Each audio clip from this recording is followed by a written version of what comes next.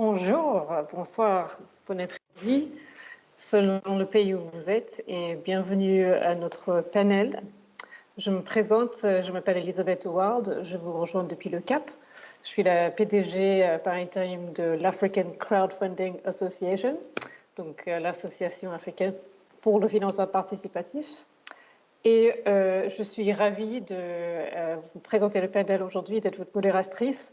Le titre de notre panel, c'est Telcos, banques, fintech, qui va gagner la guerre des paiements numériques? Alors, nous allons poursuivre ce panel en français avec nos 5 intervenants en or. Je vais les présenter rapidement. Nous avons Madame Aïda Diarra, qui est la senior vice-présidente pour l'Afrique subsaharienne chez Visa. Nous avons Monsieur Omar Cissé, qui est le PDG de la société InTouch. Nous avons également Monsieur Serine Dioum, le Group Chief Digital and FinTech Officer, je ne sais pas comment dire ça en français, chez MTN. Ensuite, nous avons Monsieur Yves Ionnet, qui est le PDG et le cofondateur de la société TagPay. Finalement, nous avons Monsieur Ayman Imtimet, qui est le chef de service financier chez Deloitte. Et nous allons parler pendant à peu près 1 heure ensemble de plein de sujets très passionnants s'agissant des paiements numériques. Mais nous allons d'abord donner la parole à Monsieur Imtimet pour nous présenter en quelques slides le paysage de paiement. Monsieur Imtimet, n'hésitez pas à démarrer votre présentation. Merci beaucoup, Elisabeth. Bonjour tout le monde, bonsoir, bon après-midi. Je suis très content d'être parmi vous. Donc, Ayman Imtimet, je suis directeur chez Deloitte. Je suis en charge du développement du secteur financier. Je suis basé à Tunis, mais je travaille sur l'Afrique de façon générale et précédemment dans mon ancienne vie, pendant une bonne dizaine d'années en Europe. Alors, on va essayer de dresser effectivement l'état des lieux aujourd'hui, en fait, des paiements mobiles dans le monde et en Afrique de façon générale. Et je pense, avant d'attaquer en fait cet aspect-là, l'idée, ça serait peut-être en fait de revenir un peu sur les grandes phases qu'a connues en fait les paiements sur l'histoire. Je pense qu'il y a une première phase en fait assez importante, assez fondatrice, où effectivement les paiements étaient plus en fait le monopole des banques de façon générale. Donc c'était les banques qui émettaient les cartes avec les partenaires bien sûr financiers comme Visa par exemple. Et puis il y avait effectivement ce gros monopole-là autour des institutions bancaires par la loi et par le fait aussi parce que de toutes les façons il n'y avait pas réellement d'autres opérateurs qui pouvaient opérer en fait des paiements. Première révolution, je pense, très importante qui a eu lieu, c'est l'apparition des fintechs. Les fintechs sont arrivés avec effectivement une nouvelle proposition de valeur, un nouveau business model, un nouveau modèle tout simplement en fait, qui a permis justement d'offrir une offre de services nouvelle, des produits assez nouveaux. Et pour la première fois, on est sorti un peu de ce monopole bancaire pour offrir à d'autres acteurs la possibilité effectivement de réaliser des paiements généralement en fait dans l'écosystème. Deuxième révolution qui était très importante aussi, c'est l'intérêt des opérateurs mobiles finalement en fait pour ces paiements de façon générale et pour les paiements mobiles. Le constat a été très simple. Aujourd'hui, les fintechs qui opéraient les différents paiements, elles l'opéraient à travers en fait les différents réseaux des opérateurs mobiles, que ce soit à travers l'USSD, que ce soit aussi à travers le réseau Internet. Et donc forcément, il y a eu un attrait tout de suite des opérateurs mobiles pour ces activités-là qui venaient finalement en fait en extension de leur business model actuel et naturellement ça présentait des opportunités énormes. Il faut savoir effectivement que les bases de données en fait d'un opérateur mobile sont généralement 3, 4 à 5 fois beaucoup plus importantes qu'une base de clients effectivement de banque. Donc l'intérêt est là. Et il y a eu des expériences assez intéressantes là-dessus. Peut-être 2 exemples assez rapidement qui sont très marquants pour moi. Le premier exemple, c'est Orange Bank, qui est effectivement une révolution dans le monde en fait, des opérateurs mobiles. La première quasiment à s'être réellement lancée de plein fouet effectivement sur ce marché-là. Et puis, un exemple d'actualité en Tunisie. Aujourd'hui même, en fait, les 3 opérateurs télécoms qui existent en Tunisie ont annoncé officiellement la création d'un établissement de paiement, la création ensemble en fait d'un acteur commun de paiement mobile. C'est la première fois que ça arrive en fait dans le monde où il y a les 3 opérateurs nationaux qui regroupent leurs forces effectivement pour faire du paiement mobile, et ça démontre bien justement en fait un gros changement de modèle. Mais c'est peut-être pas le dernier. Parce qu'effectivement, il y a une nouvelle révolution, à mon avis, qui se prépare et qui commence à arriver aujourd'hui et qui est drivée essentiellement par la crypto-monnaie. Alors, la crypto-monnaie qui est portée d'une part par les réseaux sociaux. Aujourd'hui, on voit Libra, Facebook qui commencent effectivement à s'intéresser sur le sujet avec des modèles qui peuvent être assez disruptifs.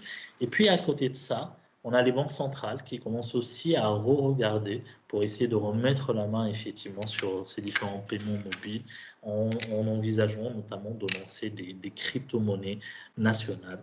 Mais ça, effectivement, c'est un autre sujet. Next. Alors, toute cette révolution-là et toute cette évolution s'est fait finalement en fait en faveur du développement du paiement digital. Quelques chiffres pour ne pas vraiment m'attarder là-dessus.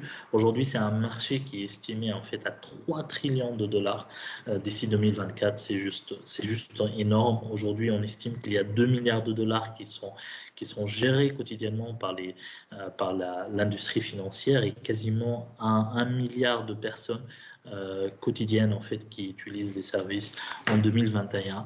Les paiements digitaux sont là, c'est plus une tendance, c'est une réalité, c'est notre contexte actuel et on vit avec. Ce qui est important de voir aussi derrière ces nombres assez importants, c'est qu'aujourd'hui les nombres de services de paiement sont en train d'évoluer tous les jours et chiffre très important, la moitié des services de paiement qui sont live, qui sont en exercice aujourd'hui, ils sont aujourd'hui en Afrique et c'est vraiment une donnée très importante. Suivant. Alors, quand on regarde effectivement la carte en termes de distribution en fait des services de paiement mobile, aujourd'hui on voit une grande concentration en Afrique et ça effectivement c'est un fait. Mais au-delà de ça, il y a un parallélisme qui se fait entre cette carte-là et puis la carte qu'on peut avoir aussi des paiements gouvernementaux qui sont faits en fait sur des services mobiles ou encore la carte du développement de l'interopérabilité. Et je pense en fait c'est un corollaire très important. Aujourd'hui, les pays où on a réussi à développer fortement les services en fait de paiements digitaux, on l'a fait effectivement parce qu'il y avait un besoin, parce qu'il y avait effectivement une facilité qu'on a donnée à une population qui n'était pas spécialement bancarisée. Mais ce qui a surtout boosté effectivement cette application-là, c'est que le gouvernement il a commencé dans ces pays-là à servir des salaires, à payer des aides, à faire des virements à travers ces services digitaux. Et il a commencé aussi en fait à accepter des paiements à travers ces services digitaux. C'est vraiment en fait un levier essentiel et les expériences ne se trompent pas dans le développement effectivement des paiements mobiles dans les différents pays. L'autre facteur très important, c'est le développement de l'interopérabilité. L'interopérabilité au sein du pays, ça c'est un fait. Et on le voit effectivement de plus en plus dans les différentes régions, notamment en Afrique et en Afrique francophone, mais surtout, et on voit aujourd'hui des gros projets qui sont en train de se développer pour l'interopérabilité de façon plus large, soit sur une région, de façon globale, soit effectivement à travers différents pays. Il y a une expérience entre les pays arabes et il y a une expérience aussi dans les pays africains. Next.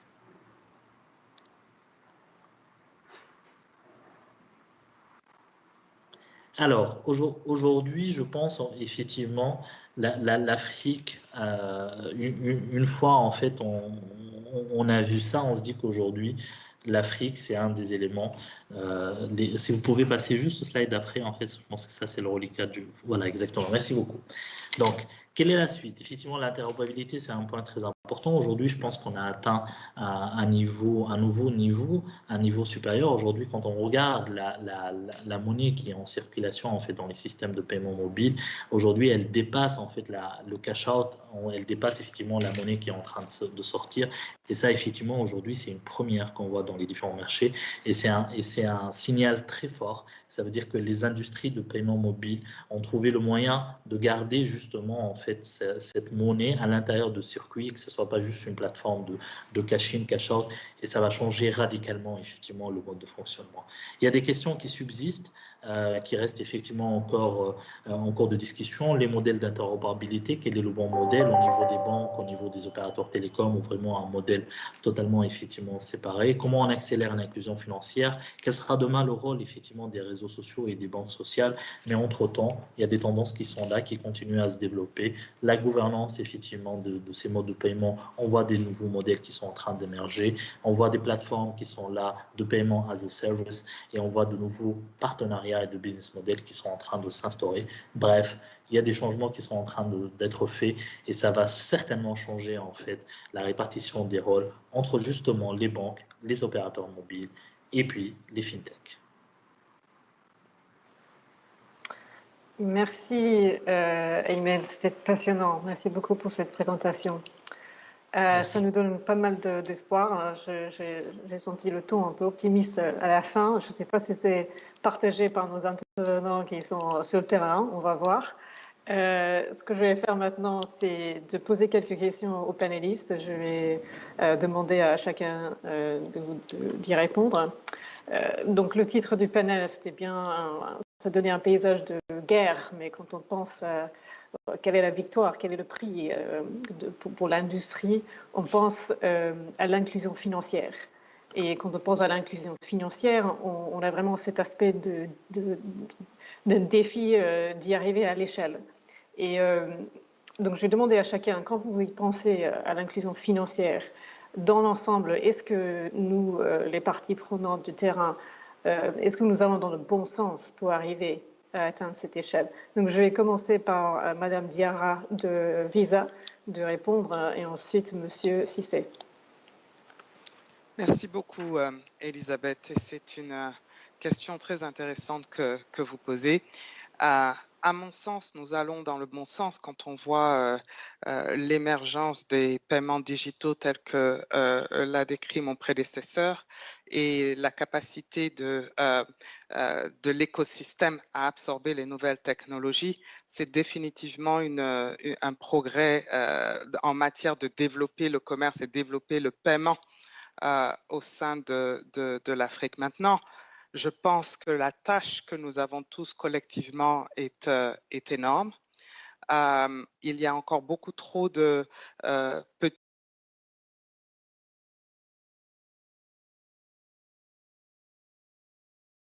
formalisés et il y a également beaucoup d'autres personnes qui n'ont toujours pas aujourd'hui accès à ce que l'on appelle des credentials, c'est-à-dire la capacité d'émettre des paiements. Et donc, dans ce contexte-là, je pense que collectivement, nous pouvons capitaliser sur les outils que nous avons à apporter à l'écosystème pour pouvoir justement développer plus les paiements sur le continent.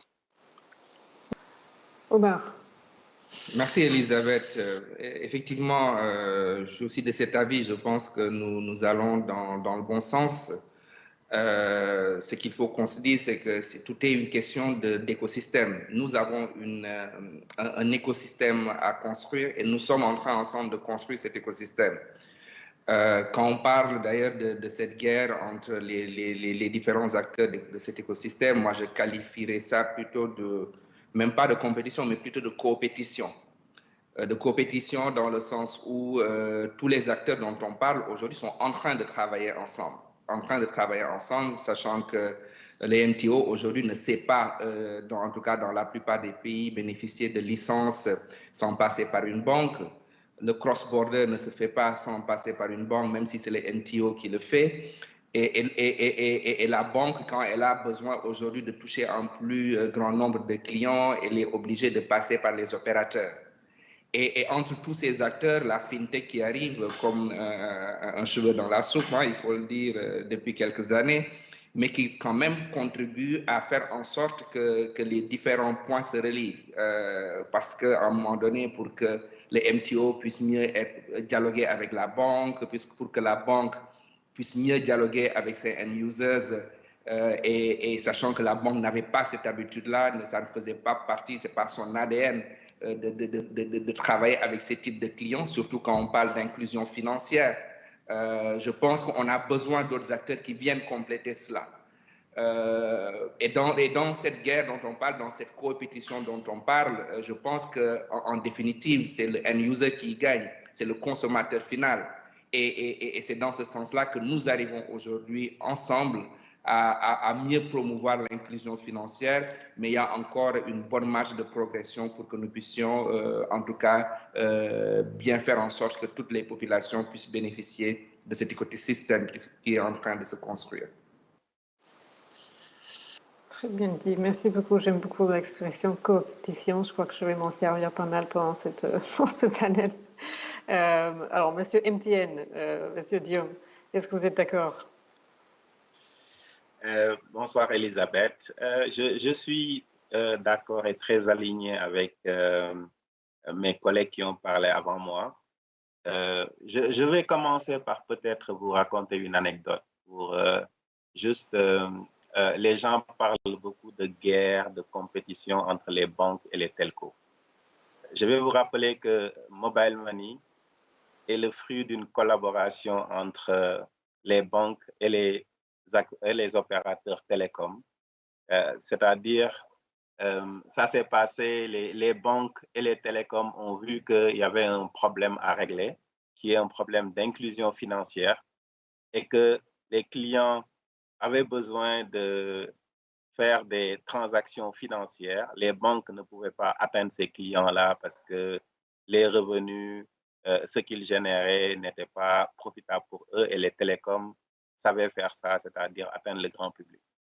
Donc, ils se sont mis ensemble, ont mis ensemble des dossiers pour aller déposer des agréments au niveau des banques centrales, ont obtenu ces agréments-là et ont aussi trouvé un partenariat gagnant-gagnant commercial qui a permis de lancer Mobile Money et d'avoir le succès qu'on voit aujourd'hui.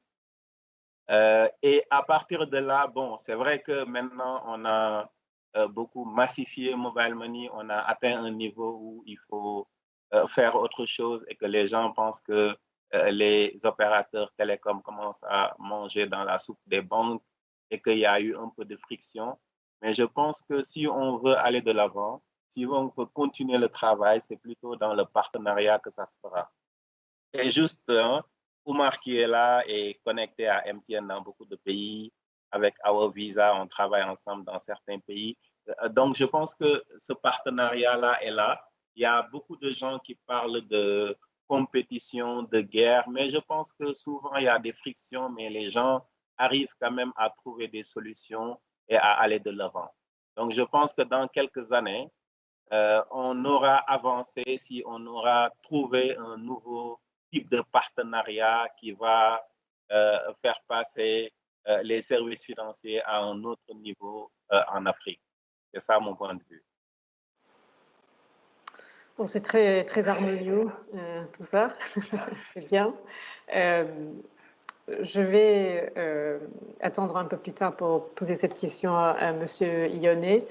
Je vais parler d'une des parties prenantes qui n'est pas représentée sur ce panel, donc les régulateurs ou les gouvernements. Donc, dans ce paysage, je me parlais de plusieurs régulateurs, le régulateur de services financiers, donc la Banque centrale, le régulateur des technologies, le régulateur des télécoms. Je vais poser la question aux panélistes.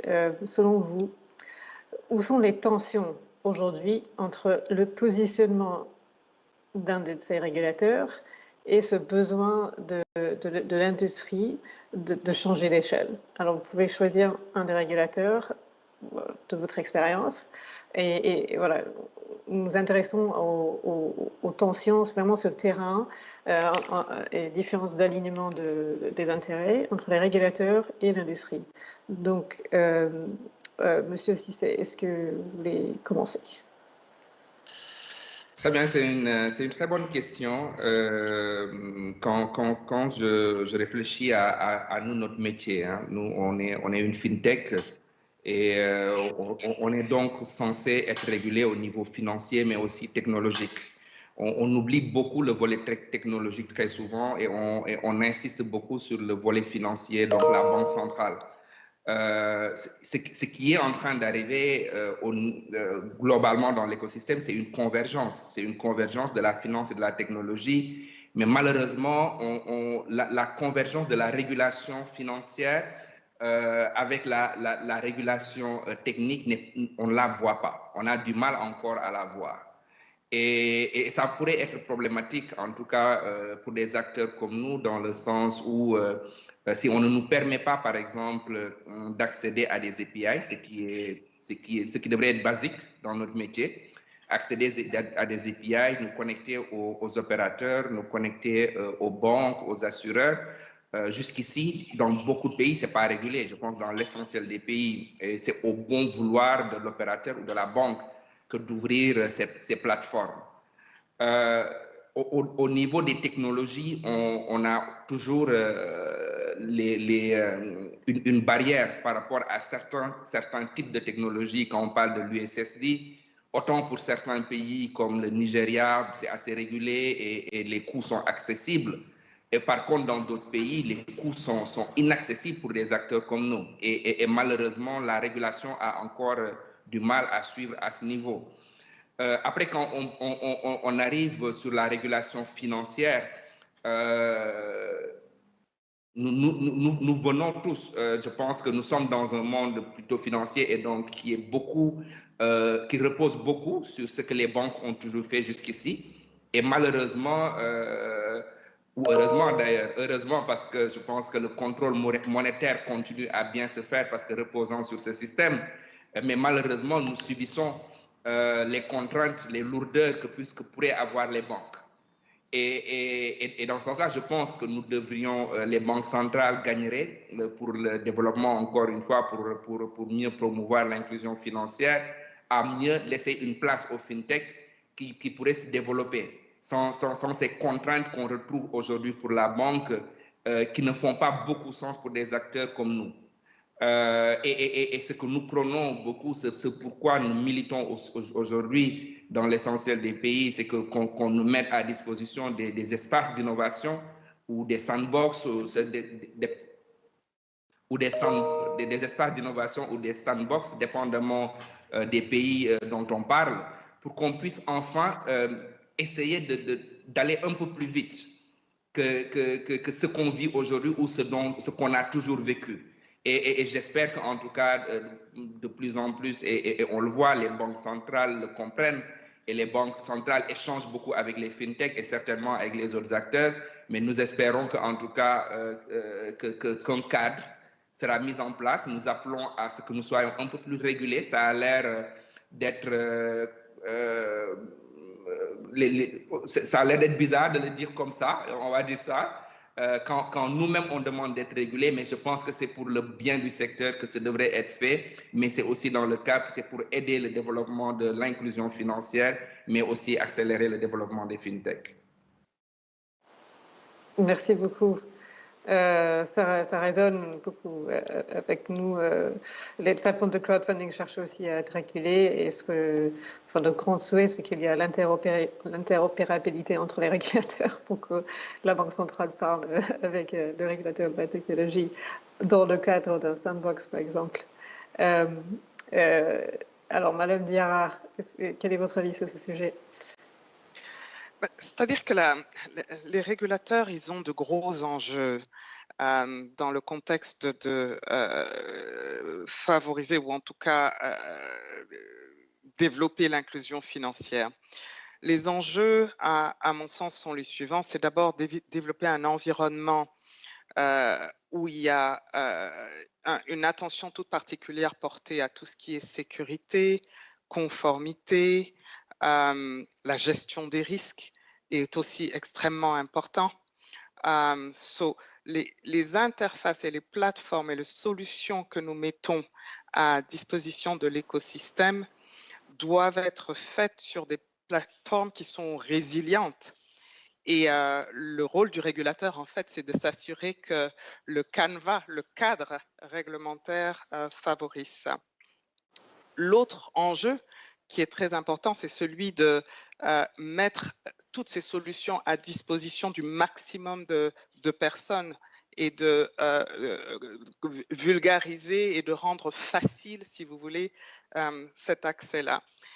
Et donc, il s'agit pour nous de rentrer dans un dialogue permanent avec les régulateurs, s'assurer que les normes soient pareilles et accessibles à tous, qu'on mette en place justement les mesures idoines pour favoriser justement cet écosystème. Et ça demande également de faciliter le fait de mettre à bord ces gens qui sont aujourd'hui exclus du système formel financier. Comment faciliter l'accès à des petits marchands, à l'écosystème digital, par exemple?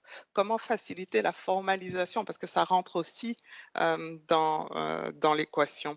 Donc, de gros enjeux qui, à mon sens, sont absolument adressables pour peu qu'il y ait une collaboration qui soit faite. Le choix de Visa, ça a été d'ouvrir notre plateforme avec tout ce qu'elle apporte comme outil de gestion en matière de sécurité au fintech.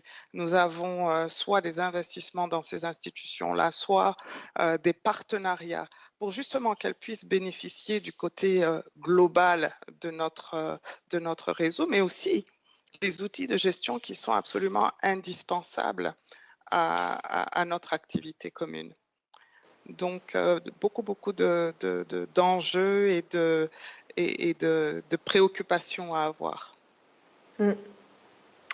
Pas évident de trouver l'équilibre d'un point de vue de régulateur. Absolument. Monsieur Guillaume. Oui, merci Elisabeth. Bon, moi je suis un peu plus optimiste que Oumar sur ce sujet-là et je pense que le problème n'est pas vraiment un problème avec les régulateurs, c'est plus un problème entre acteurs. C'est-à-dire, entre acteurs, on a du mal à s'entendre, à parler d'une même voix, à avoir une même vision finalement. Et quand je regarde ce qui se passe dans certains pays où les banques font beaucoup de lobbying au niveau des régulateurs pour que finalement la réglementation n'avance pas. Et c'est parce que dans ces pays-là, les banques n'ont pas compris, en tout cas certaines banques n'ont pas compris vraiment ce que pourrait apporter le fait qu'il y ait des intervenants différents dans ce secteur-là. Je vous donne un exemple, par exemple, et je vais me shooter moi-même. Oumar, par exemple, il y a quelques années, quand il a voulu se connecter avec nous dans d'autres pays, nous étions réticents dans beaucoup de pays. Et à force de discuter, à force d'avoir juste de voir au-delà de notre propre assiette, que ça pourrait être une assiette commune, on a développé une plateforme ouverte, Open API. Aujourd'hui, pour se connecter dans les pays, il n'a pas besoin de parler avec qui que ce soit chez MTN. Il va sur Internet, il se connecte sur momo.developer.com et puis il peut se connecter, downloader, télécharger les API, tester, il y a un sandbox, s'intégrer, tout ça. Ce n'est pas un système parfait parce que il lui manque des choses comme Channel as a Service, des choses comme ça, mais nous avons écouté, entendu et nous sommes en train de mettre à jour cette plateforme-là pour répondre à ses besoins. Donc, on ne se voit plus. Avant, quand on discutait à ce moment-là, on se voyait comme un fournisseur mobile money qui devait satisfaire tous les besoins des clients. Et nous nous sommes rendus compte qu'en tant que MTN, nous ne pouvions pas développer tous les services dont les clients avaient besoin. Par exemple, pour développer le réseau de marchands, ils ont beaucoup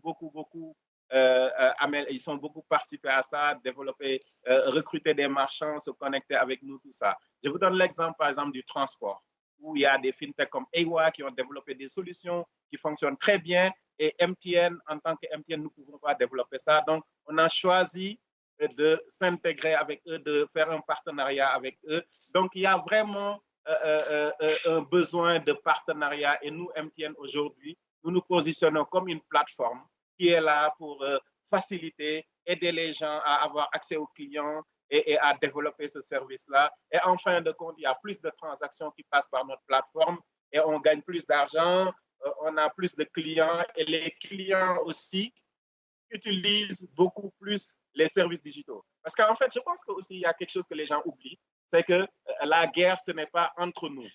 c'est contre le cash. Et on doit tous entrer en guerre contre le cash. Et comment on peut combattre le cash? C'est de développer des services, des use cases que les gens pourront utiliser à n'importe quel moment et ils n'auront plus besoin d'utiliser le cash. Et tant qu'on n'aura pas fait ça, on n'aura pas gagné. Donc le problème, c'est vraiment pas avec les régulateurs. Et pour finir, les régulateurs, je pense qu'il y a un besoin d'éducation, il y a un besoin d'engager beaucoup de discussions. Et je suis très confiant quand je parle des régulateurs parce que je me rappelle des années début 2000 ou 2006, 2007, on discutait avec les gens étaient réfractaires pour autoriser mobile money. Maintenant, eux-mêmes, ils ont réfléchi et ils ont mis en place des licences pour faciliter, pour nous faciliter la chose. Donc, je pense qu'il y a un besoin de plus collaborer avec eux, discuter, partager, et les choses peut-être que ne vont pas aller à la vitesse que nous, on souhaiterait, mais ça finira par se faire. Et je pense qu'entre-temps, il y a besoin entre les acteurs de trouver le partenariat idoine ou les partenariats idoines pour avancer. Merci beaucoup, Serine. Je vais inviter nos écouteurs en parallèle de poser vos questions tout au long du panel. On va avoir une session de questions-réponses avec les intervenants après. N'hésitez pas à écrire vos questions. Je vais appeler Monsieur Yves Ionnet de se mettre à l'écran. On va avoir une petite discussion. Yves a un projet très intéressant, une société très intéressante qu'il va vous présenter. Mais Yves, je vais donner un peu de paysage de notre discussion. Donc, Monsieur Ntimet, il nous a présenté les 4 temps de l'évolution de paiement numérique. On a compris que voilà, les banques n'ont pas su proposer les services à une section de la population. Donc, ils ont un peu échoué dans le rôle d'être inclusive, mais elle joue quand même, la banque joue quand même un rôle très important dans l'intermédiation de l'épargne pour financer l'investissement dans l'économie. Donc la question que j'ai pour vous, c'est comment est-ce que la technologie va permettre aux banques de réconcilier son rôle de manière plus inclusive, son rôle d'intermédiaire de l'économie. Et voilà, ça c'est la première question. Et n'hésitez pas à présenter la TagPay. Oui, bon, je vais brièvement présenter TagPay. D'abord, je suis ravi d'être avec vous aujourd'hui, bien sûr. TagPay, c'est une société, alors c'est un peu une fintech, comme a dit Omar, on est un peu dans le même monde, c'est-à-dire qu'on est une société de technologie. Et nous, on a pris le sujet un peu différemment de tous les gens qui sont autour de la table. Là. On est parti d'une feuille blanche et on s'est dit comment est-ce qu'on aurait dessiné un système bancaire, un système de services financiers, de distribution de services financiers, si on avait su de premier jour que tous les utilisateurs auraient un téléphone mobile dans la poche. Et avec, donc, bien sûr, derrière toutes les technologies télécom qui sont disponibles aujourd'hui. Et je n'ai pas besoin de vous le dire, le système en question, il est complètement différent du système bancaire existant avec lequel les banques travaillent. Voilà. Donc, il est assez reconnu de tout le monde que les télécoms, c'est des sociétés de technologie. Mais figurez-vous que les banques aussi, ce sont des sociétés de technologie. La banque et la technologie sont très, très liées. Et aujourd'hui, la banque n'utilisent pas la même génération de technologie que les opérateurs télécoms. Donc, on est face à une espèce de delta de différence qui s'est installée dans l'histoire. Je suis assez surpris d'ailleurs, pas surpris en fait, mais je voudrais mentionner que là, on est tous là, il n'y a pas de banquiers autour de la table. C'est symptomatique. C'est-à-dire que les banquiers, quand on va commencer à parler évolution, technologie, ils ne sont pas là parce qu'en en fait, ils ont développé leur expertise autour du métier de banquier et la technologie est restée quelque chose qui est très important pour eux, mais qui n'a pas évolué à la vitesse à laquelle la technologie évoluait. Donc, moi, je suis convaincu, et bien sûr, je veux partager ça avec vous, que les banques sont au démarrage d'une formidable aventure qui est de passer au digital. Alors, passer au digital, on a l'impression que toutes les banques sont digitales parce que les banques ont utilisé des canaux de distribution digitaux pour distribuer leurs services, typiquement les apps, le web, etc. La réalité, c'est que derrière, les systèmes informatiques des banques sont très anciens. Ce qui fait que quand on se trouve dans une situation comme on l'est en Afrique, où il faut être excessivement souple, où l'Afrique nous a appris énormément de choses dans les services financiers, où il faut segmenter les offres, où il faut être proche des gens, où il faut avoir des coûts très très bas, où il faut être dans du temps réel absolu, etc. etc. Bon, là, les banques n'ont pas les outils. Et donc, en tout cas, aujourd'hui, elles commencent à regarder ces outils. Donc on est un peu au début d'une nouvelle phase bancaire qui est en train d'arriver. L'Afrique, je dis souvent que l'Afrique, c'est la Silicon Valley de la banque parce que c'est là que tout se passe, parce que dans les pays développés, il y a tout ce qu'il faut. Donc on a beaucoup plus de mal à changer, parce que changer, c'est un effort. Alors qu'en Afrique, on a parlé d'inclusion financière, il y a évidemment un énorme potentiel pour les banques de se développer avec ces nouvelles technologies. Alors, le sujet aujourd'hui, c'est le rapport de force qu'il peut y avoir entre un opérateur télécom et une banque. Moi, je dirais que l'opérateur télécom, il fait son métier, qui est de servir ses clients et de servir, de lui offrir tout ce que le client a besoin et qu'il sait fournir, typiquement la mobile money. Maintenant, la banque, elle a un rôle essentiel pour l'économie africaine. La banque, elle est centrale à l'économie africaine. Et il est donc indispensable que les banques se développent, que ce ne soit pas dans un environnement de guerre, mais de coopération, ça je suis d'accord avec ça, mais c'est surtout qu'il faut assurer à la banque la place qui lui revient, c'est-à-dire la place de la collecte de l'épargne locale pour pouvoir, mobiliser l'épargne locale, pour pouvoir financer l'industrie, financer l'économie, financer le commerce. Et ce rôle-là, il ne peut pas se faire si la banque n'a pas des services financiers à vendre. Parce que le client, s'il a de l'argent dans la poche, il ne va pas le mettre à la banque pour que la banque fasse des prêts. Il va le mettre là où c'est pratique, là où il y a un service financier, typiquement du paiement. Et donc, c'est là où il y a une sorte de difficulté, c'est que la banque, elle va chercher à développer forcément des services pour les gens, afin que les gens mettent leur argent à la banque et qu'ils puissent jouer son rôle de mobilisation de l'épargne locale. Et c'est là où il y a un peu de friction avec les opérateurs télécoms qui, eux, ont pris une place. Et bien sûr, je connais très bien l'histoire. Alors, moi, l'histoire que je préfère, c'est Orange, parce qu'Orange devient une banque. Donc, ça y est, on a une banque qui va financer l'économie si c'est une banque. Et puis, elle va obéir à la régulation financière internationale si c'est une banque. Donc, et on voit bien que ça ne va pas être facile. Mais c'est quelque chose que les banques ont comme contrainte, que les opérateurs télécoms n'ont pas comme contrainte. Et ce déséquilibre, d'un côté, plus de liberté, moins de régulation, et de l'autre côté, moins de technologie, tout ça, ça fait un gap qu'il faut arriver à combler. Et mon métier, TACPAY, c'est de livrer aux banques les outils qui vont leur permettre de combler ce gap et pouvoir être un acteur avec qui elle pourra, enfin un acteur qui pourra faire travailler d'égal à égal avec les opérateurs télécoms, avec les organismes comme Visa, tous les organismes qui ont des technologies. Je ne parle même pas de ceux qui arrivent. Il y a eu des mots, Libra, voilà, crypto-monnaie, tout ça. Vous imaginez bien que la banque n'est pas prête à réagir à ça. Bon, notre travail, c'est de lui apporter les outils pour qu'elle le soit, parce qu'on va tous y gagner. Merci beaucoup, Yves. Oui, on va parler effectivement de nouveaux arrivants dans cette coopétition. Oui, coopétition. Donc, ouais, effectivement, tout le monde parle de l'Afrique comme la Silicon Valley des paiements numériques et tout ça. Est-ce que nous avons aujourd'hui un exemple de banque visionnaire et quelle est votre définition de banque visionnaire qui va en ce sens-là? En fait, il y en a plusieurs. Je vais vous donner des noms, bien sûr. Une banque visionnaire, c'est une banque dont les dirigeants ont compris que le futur de leur activité allait être dans leur capacité d'adresser la totalité de la population. En fait, la banque africaine aujourd'hui, c'est une banque privée. C'est une banque qui est faite pour les gens qui ont de l'argent. Il faut qu'on la transforme pour qu'elle soit une banque qui est faite pour les gens africains qui sont tous les Africains. Et bien sûr, il y a des banquiers qui pensent comme ça. Je donnerai un exemple, c'est la Société Générale qui a créé une holding qui s'appelle YUP. Et cette holding, elle a ouvert 6 ou 7 banques dans différents pays, l'idée étant d'apporter aux populations non bancarisées des services les plus avancés qui puissent se faire. Ça, c'est un exemple. Bien sûr, je vous donne l'exemple de mes clients, il y en a sûrement d'autres, mais c'est ça l'idée. Je parlerai aussi à Kinshasa de Trust Merchant Bank, qui sont des gens qui ont compris que l'avenir de la banque était de cibler les populations exclues. Et donc, évidemment, ils créent. Ces banques-là ne se transforment pas. Je ne suis pas en train de dire que la banque va d'un seul coup devenir une banque différente.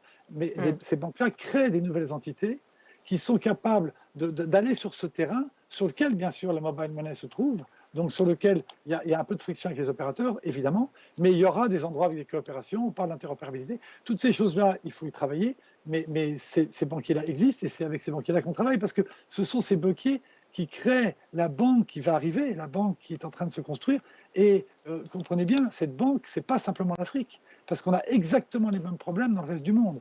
Et tous les autres pays du monde ont des vieux systèmes bancaires qui sont face à des changements considérables avec des nouveaux entrants, qui ne sont pas forcément les opérateurs télécoms d'ailleurs, et avec lesquels la banque doit être capable de rivaliser ou au moins de parler la même langue, sans vouloir prendre un langage guerrier comme quelquefois on essaie de le prendre. Merci beaucoup, Yves. Ok, on va revenir au panel. Parlons de ces sujets de paiement transfrontalier. Alors, moi, je suis acteur de terrain et je sais que quand je fais des virements de l'Afrique du Sud vers le Sénégal en B2B, c'est extrêmement cher, c'est extrêmement lent, c'est extrêmement compliqué. Je ne sais pas exactement pourquoi, je ne sais pas quelle est la part des frais de transaction dus à la conformité, à la réglementation et tout ça. Donc moi, j'ai envie de savoir du point de vue de chacun, pourquoi est-ce que c'est si lent, si cher et c'est compliqué? Et est-ce que la ZLECA, donc la zone de libre-échange africaine continentale, va nous aider à réduire ces frictions? Et je ne sais pas quel canal de changement cela sera, va dominer ce mouvement, mais a priori, nous aurons plus de biens et de services qui vont dépasser les frontières, et les paiements, je ne sais pas si ça sera derrière ou avant, mais voilà, à votre avis, est-ce que le SDK va nous aider à réduire ces frictions? Je vais commencer par Madame Diarra, si je peux. Oui, merci Elisabeth. Ça, c'est une question fondamentale que vous posez. Et je dois dire que pour autant que la zone de libre-échange intercontinentale est d'un point de vue aspirationnel ce vers quoi nous devons tendre, la réalité, c'est ce que nous avons constaté par rapport à toutes les zones économiques et monétaires qui ont été créées auparavant, la pratique sur le terrain peut être différente. Il y a encore au sein de l'UEMOA, quand vous allez de la Côte d'Ivoire vers le Mali avec des marchandises, il y a de fortes chances qu'on vous demande de payer des frais de douane à l'encontre du principe même de cette organisation. Ceci dit, l'interopérabilité dont nous avons parlé, à mon sens, est fondamentale et elle est clé. Le fait que les opportunités de transfert, de paiement, d'activités transfrontalières, que ce soit au sein de l'Afrique ou même de l'Afrique vers le reste du monde, les opportunités sont absolument énormes. La réalité demeure dans notre capacité aujourd'hui à capitaliser sur la technologie que nous avons. On a beaucoup parlé de technologie digitale, on a beaucoup parlé de portefeuille électronique, on a beaucoup parlé également de commerce électronique. Et pour moi, la clé demeure dans la capacité que nous avons collectivement de développer justement ces paiements-là et ces activités-là. Est-ce que c'est faisable à travers la collaboration dont mes co-panélistes ont parlé? Je reste persuadée que c'est le cas. Je pense également qu'il faudrait une collaboration au niveau de l'environnement réglementaire à travers multiples pays. Ça, c'est une réalité également. Et, mais si vous voulez, l'opportunité reste phénoménale. Je regardais une étude d'un cabinet conseil il n'y a pas longtemps qui nous parlait de la capacité à générer 300 milliards de dollars par les activités e-commerce, donc de commerce digital pour l'Afrique. Je parle pour l'Afrique annuellement à l'échelle de 2025. C'est phénoménal. Rien que ces chiffres-là, on parle également de création d'emplois à travers le e-commerce, par exemple, qui pourrait créer 3 millions d'emplois sur le continent à l'échéance de 2025. Donc, pour moi, certainement une opportunité. D'un point de vue technique, est-ce que nous avons les capacités? Je pense que oui. Maintenant, il s'agit de comment est-ce qu'on construit ces partenariats dans un cadre réglementaire qui le permet de développer ces canaux de paiement. Merci beaucoup. C'est très optimiste. Est-ce que M. Cissé est d'accord? Effectivement, je suis d'accord et c'est déjà par rapport aux enjeux nous c'est une réalité à laquelle nous sommes confrontés au quotidien. Ne serait-ce que par rapport à parce que nous avons aujourd'hui une quinzaine de filiales, dont 10 qui sont actives. Et dans les 10 qui sont actives, ne serait-ce que pour faire une transaction entre le Sénégal et la Guinée, qui est notre voisin le plus proche, c'est extrêmement compliqué. Et c'est ce que Mme Diarra disait tout à l'heure. Je pense que c'est lié un peu à la collaboration réglementaire ou des régulateurs, je ne sais pas. Il nous arrive très souvent, pour faire des transactions entre ces deux pays-là, de faire d'abord passer l'argent par la France pour revenir dans le pays. Ce qui, en mon sens, en 2021, ne devrait pas pouvoir exister, mais c'est la réalité. On passe par des banques qui ont des filiales dans les différents pays, mais même du Sénégal, on n'arrive pas à envoyer dans ces pays. Quand on cherche à déplacer aujourd'hui des ressources financières qu'on a au Nigeria pour le Sénégal ou ailleurs, c'est extrêmement compliqué. Le Cameroun, n'en parlons pas. On a beau parler de cette collaboration entre nos différents pays, si on ne règle pas la problématique liée au paiement, ça va toujours être compliqué. Ça va être très compliqué. Et on commence à le vivre au quotidien. J'espère que la ZLECAf dont on parle va apporter une solution. J'ai cru comprendre que le 5 mars dernier, avec l'Afrexim Bank, il a été mis en place un outil qui s'appelle PAPS, qui devrait en tout cas faciliter pour un certain nombre de zones monétaires. J'espère qu'on arrivera à avoir ce type d'outil qui pourrait être généralisé partout. Mais sans cela, il va encore être extrêmement compliqué de continuer à développer l'inclusion financière, parce que dans le métier dont on parle, dans le paiement, aucun acteur ne saurait prospérer s'il ne reste que dans un pays. Nous devenons des acteurs globaux et nous servons des partenaires globaux. Et si on n'a pas des outils qui permettent de venir appuyer ça au niveau du paiement, au niveau des transactions financières, je pense qu'on n'y arrivera pas. On dira certainement que je suis très pessimiste, mais au contraire, sur ce sujet-là, j'espère, en tout cas avec ce que j'ai vu cette semaine, que ce sont des choses que nous allons développer de plus en plus. Je sais que ça ne va pas être facile. Madame Diarra en a parlé tout à l'heure, il y a beaucoup d'enjeux et ces enjeux-là sont réels. Comment faire en sorte que tout le monde joue le jeu, que tous les pays s'y mettent, en même temps qu'on puisse garantir la sécurité, l'échange, les flux, la surveillance des flux monétaires, etc. Ce n'est pas simple. Mais si d'autres pays y arrivent mieux que nous en transactant avec les pays africains, parce que d'autres pays arrivent à faire passer des flux avec les pays africains entre nous, pourquoi on ne devrait pas y arriver? Je pense que ça veut dire que des solutions existent, il faut juste qu'on mette le cadre qui puisse nous permettre d'y arriver et qu'on y aille. Faisons-le et je pense que c'est possible.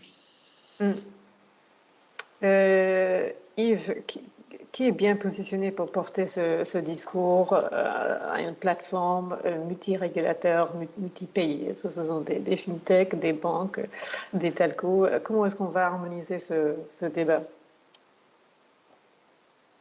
Vous êtes sur mute.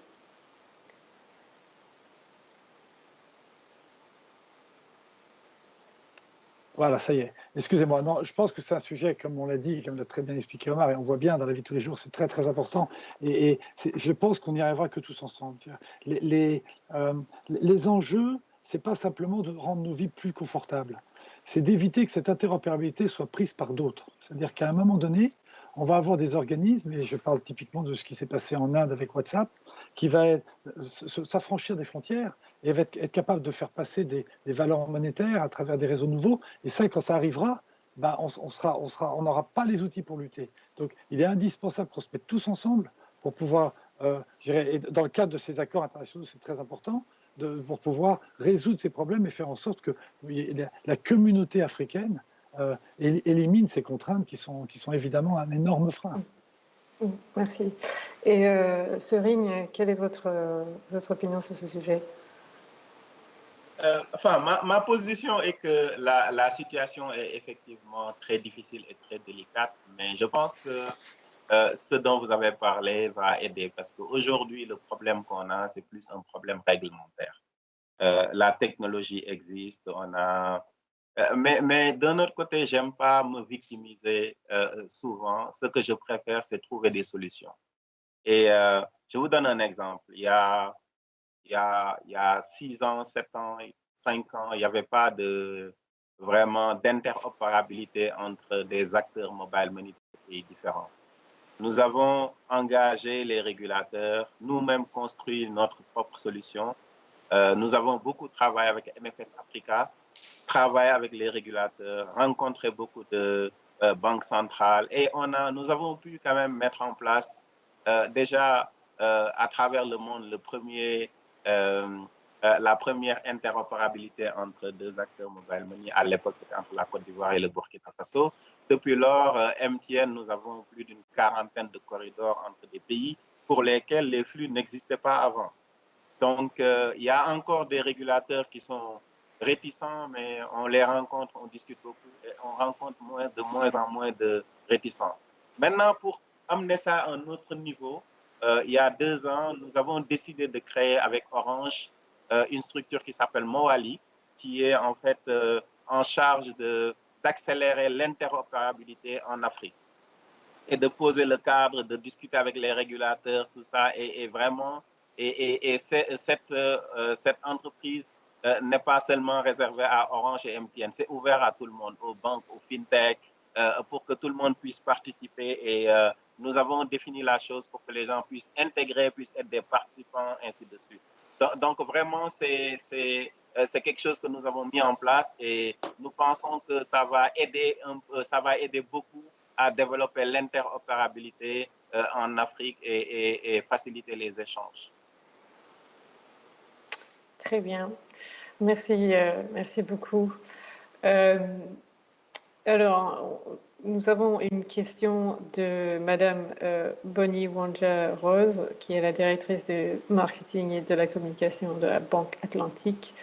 Donc, elle a envie de savoir quel est le lobbying que vous faites chacun pour amener les régulateurs à assouplir les paiements interrégionaux. Alors, vous avez déjà un peu adressé le sujet. Est-ce que vous voulez ajouter quelque chose à cette question? Oui, je peux peut-être commencer par répondre. Je veux dire, c'est quelque chose pour nous qui est dans ce qu'on dit dans le travail du jour le jour. Ce qu'on a fait comme toute entreprise, c'est qu'on a regardé tous nos pays et on a identifié quels sont, par exemple, si on prend un pays comme la Côte d'Ivoire, on s'est dit quels sont les 5 pays qui envoient le plus en Côte d'Ivoire, quels sont les 5 pays qui reçoivent le plus de la Côte d'Ivoire. Et donc, certains sont dans la même zone UEMOA, mais on a d'autres, en fait, qui ne sont pas réglementés par la Banque centrale. La difficulté, en réalité, ce n'est pas un problème d'être dans une même zone UEMOA, mais c'est d'être régulé par la même Banque centrale. Par exemple, quand on regarde le Ghana, je pense que le Ghana est dans la zone UEMOA, mais le Ghana a sa banque centrale avec une politique qui est très différente de celle de la BCEAO. Par exemple, le Ghana accepte de recevoir de l'argent, mais n'envoie pas de l'argent vers l'extérieur. Oumar a donné le cas de la Guinée-Conakry. Aujourd'hui, on a MTN en Guinée-Conakry, MTN en Côte d'Ivoire, mais on n'a pas encore... donc, il y a du travail que nous sommes en train de faire. Ces corridors-là seront ouverts assez bientôt, dans peu de temps, parce qu'on a eu beaucoup de discussions avec des banques centrales. Ce travail-là, il faut que quelqu'un le fasse. Et malheureusement, aujourd'hui, avant, c'était en train d'être fait en silo. Et aujourd'hui, on collabore de plus en plus entre opérateurs télécoms, par exemple, et souvent aidé par certaines banques. Ecobank, on travaille beaucoup avec Ecobank. Hein, c'est une banque qui aussi commence à s'ouvrir, à nous aider à avoir sur la réglementation. Donc, bon, voilà, je pense que on travaille avec les banques et on travaille ensemble de plus en plus dans un accord pour adresser ça avec les régulateurs. Ok. C'est une très bonne chose. Aïda et Omar, est-ce que vous êtes plutôt dans le même sens?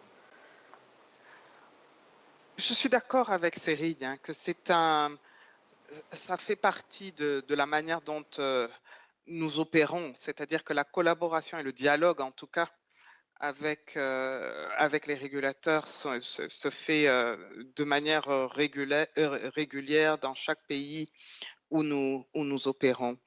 La réalité, encore une fois, c'est qu'il y a des enjeux. Je ne vais pas revenir sur les points que j'ai soulevés tout à l'heure. Ces enjeux-là existent déjà à l'échelle d'un pays. Et lorsqu'on parle de commerce transfrontalier, vous pouvez imaginer la multiplication, donc l'effet multiplicateur que cela a. Mais encore une fois, à mon sens, cela ne veut pas dire qu'il n'y a pas de solution.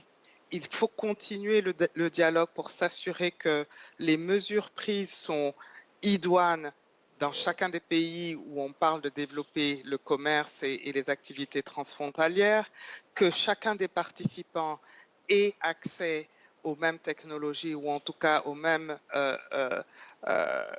demandes quand il s'agit de sécurité, de management du risque et autres. Et dans ce contexte-là, ça peut être également le point de départ d'une activité transfrontalière à travers le continent et même au-delà. Merci. Très bien. En ce qui nous concerne, il faut se dire que nous sommes la petite souris dans cette, on va dire, dans cette bataille de géants. Heureusement que nous sommes de plus en plus associés quand même aux discussions. Mais comme je disais, nous sommes tombés comme un cheveu dans la soupe. C'est très clairement, il faut l'avouer. Et nous essayons de trouver notre place et nous avons de la chance d'être associés par des acteurs aujourd'hui. Quand on parle de la Banque centrale, la BCAO au niveau de l'Afrique de l'Ouest, nous discutons beaucoup avec la Banque centrale du fait que depuis quelque temps, ils ont créé une direction qui s'appelle la direction de l'inclusion financière et cette direction associe beaucoup aux réflexions. Et pour nous, c'est un très grand pas. C'est un très grand pas dans le sens où on sait se projeter ensemble. Après, le faire à l'échelle où MTN le ferait, à l'échelle où Visa le ferait, c'est encore, c'est pas encore à notre portée, il faut l'avouer. Et donc, nous subissons la réglementation. J'espère que de plus en plus, en tout cas, nous prendrons un peu plus de place et que nous arriverons à contribuer pour que les choses évoluent dans le bon sens. OK. Merci beaucoup. Alors, j'ai sans doute une dernière question. Je vais te demander de répondre assez rapidement parce qu'il nous reste 1 minute. Si WhatsApp Payments arrive en Afrique demain, quelles sont les conséquences pour vos organisations? Voilà, et les GAFA et les contreparties chinoises aussi. Comment est-ce qu'ils vont disrupter notre écosystème? Commençons par Cyrine. Oui, bon, en tant que MTN, nous n'avons pas peur des GAFA, des géants chinois. Je pense que, sincèrement, nous serons nos propres concurrents. C'est-à-dire, tout dépendra de notre capacité à nous transformer, à investir comme il faut et à nous ouvrir aux fintech comme Oumar, comme les autres. Parce que ces gens-là, en fait, ils ont 2 choses. Ils investissent beaucoup, ils adressent les besoins des clients et ils ont des plateformes qui sont ouvertes. Et si on le fait, on a cette particularité en Afrique où aussi les banques ne sont pas, la pénétration des banques n'est pas très élevée par rapport aux autres. Donc, ils sont obligés, s'ils viennent aujourd'hui en Afrique, de faire un partenariat avec des acteurs comme nous. Et je pense que c'est à nous de faire le nécessaire pour faire ce qu'il faut pour que quand ils arriveront, les clients préféreront continuer à être avec nous. Ou Très aussi, bien. il peut y avoir de la place pour eux. C'est-à-dire, il peut y avoir de la place pour un partenariat aussi. OK, merci. Aïda et Omar, en 10 secondes. 10 secondes. Je pense qu'ils seront confrontés aux mêmes préoccupations et aux mêmes opportunités que nous. Je pense également, comme Cyrine, qu'ils vont apporter une possibilité de collaboration supplémentaire. Lorsque vous parlez de WhatsApp, rien n'empêche qu'on puisse, à travers WhatsApp, développer des capacités de encore une fois, de credentials qui permettent à quelqu'un de faire un achat sur e-com, par exemple. Donc, pour moi, il s'agit vraiment de capitaliser sur ce que chacun des intervenants apporte à l'écosystème pour développer les paiements. Merci. Et effectivement, je vais terminer par ce par quoi j'avais commencé. Je pense que nous sommes dans un monde de compétition. Plus on est de fous, plus on rit. On va dire ça comme ça. Et moi, en tout cas, j'appelle de tous mes voeux à ce qu'il y ait encore plus d'acteurs qui viennent. Et tous les acteurs qui sont autour de la table et qui sont dans l'écosystème l'ont compris. Je pense qu'à un moment donné, on a plus travaillé à étendre le marché en termes de users. De plus en plus, on va travailler à bâtir des solutions de manière verticale. Et c'est là que plus on fera en sorte que le end-user puisse accéder à cette solution-là, plus il y aura de end-users qui accèdent aux technologies pour bénéficier un peu de l'inclusion financière, plus on sera en mesure d'apporter des solutions verticales. Et demain, je pense que le combat, ça va être plus ça. Ce ne sera plus l'accès, mais plus les solutions qu'on apportera aux end-users. Et donc, bienvenue à tous les acteurs, je pense. Said like an entrepreneur. Merci beaucoup. Vous l'avez dit comme un véritable entrepreneur. Non. Et notre invité Yves, je crois que nous n'avons pas de questions du public parce que vous avez tellement bien adressé les sujets, traité des sujets. J'ai beaucoup appris. C'était très riche comme discussion pour moi. J'ai compris que l'ordre du jour, c'est effectivement la coopération plus que la compétition. On n'est pas trop en guerre, hein, ni avec WhatsApp, paiement, et que on a quelques tendances qui sont très fortes, qui vont dans le bon sens de l'inclusion financière. Donc le ZLECA, une meilleure harmonisation du débat et du lobbying entre les acteurs vis-à-vis des régulateurs et sans doute avec les éclats de nouvelles plateformes entre les régulateurs pour traiter enfin ce fameux sujet de paiement transfrontalier qui est tellement important pour développer nos PME. J'ai très envie de remercier les organisateurs de l'événement également, c'était passionnant. Et je vous souhaite sur ce une très bonne fin de soirée, ou fin de matinée, ou fin d'après-midi, en espérant vous retrouver tous sur le terrain rapidement. Merci beaucoup. Très bien, merci. Au revoir.